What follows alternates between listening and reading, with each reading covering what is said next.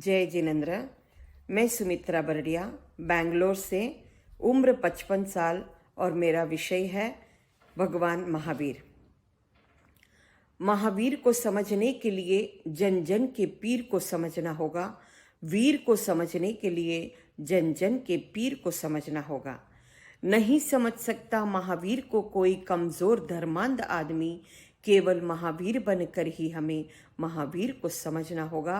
केवल महावीर बनकर ही हमें महावीर को समझना होगा।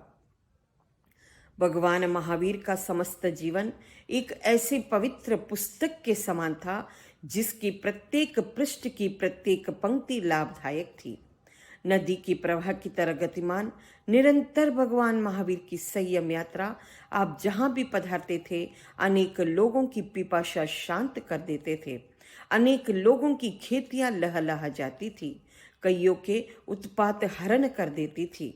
यही कारण है कि आज यह जैन धर्म वटवृक्ष की तरह फल फूल रहा है। अगर डंके की चोट की तरह ही आह्वान करूं तो अतिशयोक्ति नहीं कि भगवान महावीर का जीवन एक अनिर्वचनीय महाशक्ति का नाम है, जिनकी साधना मंदिर में जलते हुए निर्धूम पवित्र ज्योति के समान है, जिनकी आकृति प्रकृति एवं संस्कृति में मानो समस्त योजनाओं का समन्वय है। आपका वक्तृत्व एवं कर्तृत्व सदैव अपने अस्तित्व का स्पर्श करता रहता था। भगवान महावीर उस आकर्षक जिंदगी का नाम है जिन्हें आने वाली एवं जाने वाली हर सदी मुड़ मुड़ कर देखती है। मुझे तो लगता है कि प्रकृति ने किसी गूढ़ उद्देश्य की सिद्धि के लिए ऐसे महापुरुष की रचना जो संरचना की है वह बेजोड़ है।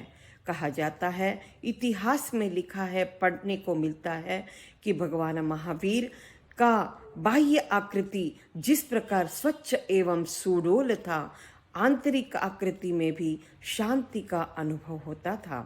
भगवान महावीर के 27 भव में पहला भव नैसार का, जिन्हें सम्यक्त की प्राप्ति हुई, और 27 भव में इस प्रकार भगवान महावीर को कष्ट दिए गए।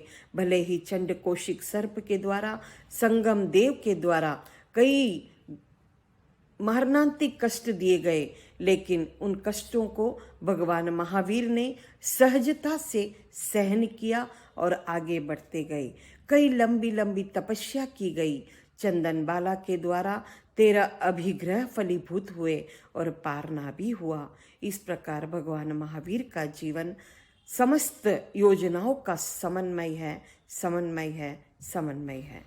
जय जिनेन्द्र।